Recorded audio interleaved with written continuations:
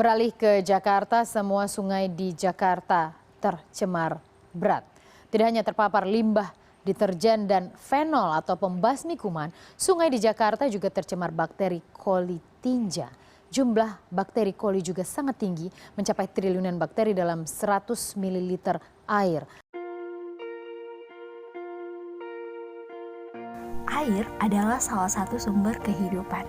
Air yang bersih adalah salah satu sumber kesehatan. Di video kali ini, saya Windy Lestari dengan NIM B1D11912 dari program studi D4 Teknologi Laboratorium Medis kelas 2019C akan mencoba menjelaskan mengenai bakteri Escherichia coli atau biasa yang kita sebut dengan bakteri E. coli. Kamu tahu nggak sih apa itu bakteri E. coli? Kamu nanya? Ya udah, biar aku kasih tahu ya. Simak penjelasan video satu ini.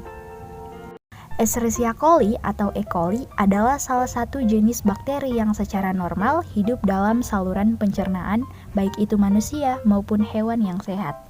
E. coli ini merupakan bakteri gram negatif yang termaksud dalam kategori Enterobacteria. Lalu apa sih yang dimaksud dengan bakteri gram negatif itu?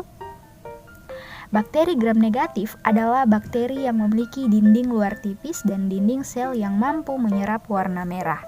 Nah, sedangkan bakteri gram positif merupakan bakteri yang memiliki sel luar tebal dan dinding selnya mampu menyerap warna ungu atau violet.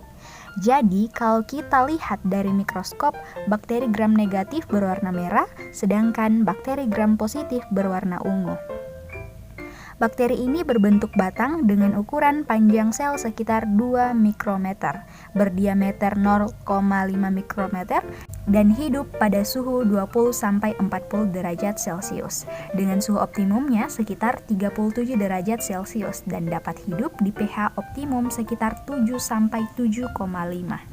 E. coli merupakan bakteri patogen atau bakteri penyebab penyakit pada inangnya yang banyak ditemukan pada usus besar manusia dan berfungsi dalam pembusukan sisa makanan.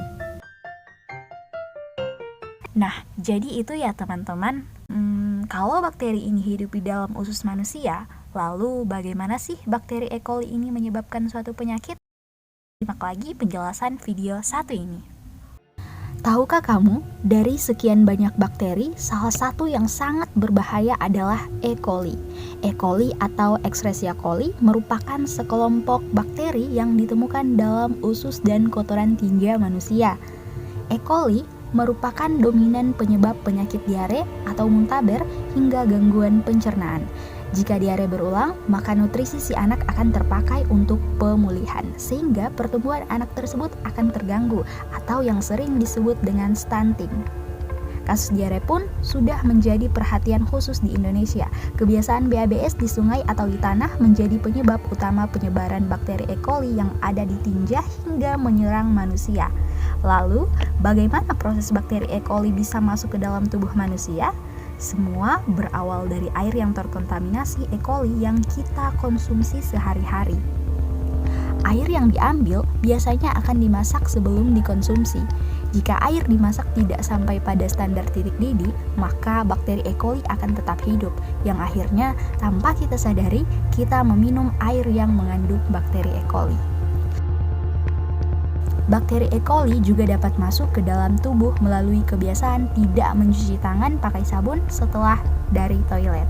E. coli akan terus ada di tangan dan mengontaminasi segala sesuatu yang kita sentuh. Nah, dari dua video tadi yang telah kita simak, tentunya teman-teman sudah mendapat gambaran mengenai bakteri Escherichia coli ini. Nah, penyebaran bakteri E. coli ini dapat kita cegah dengan menghentikan BABS dan selalu mencuci tangan sebelum makan dan sesudah makan. Semoga video tadi dapat bermanfaat bagi teman-teman di luaran sana. Saya mohon maaf apabila ada tutur kata saya yang salah. Saya akhiri video ini. Sampai jumpa di video-video berikutnya.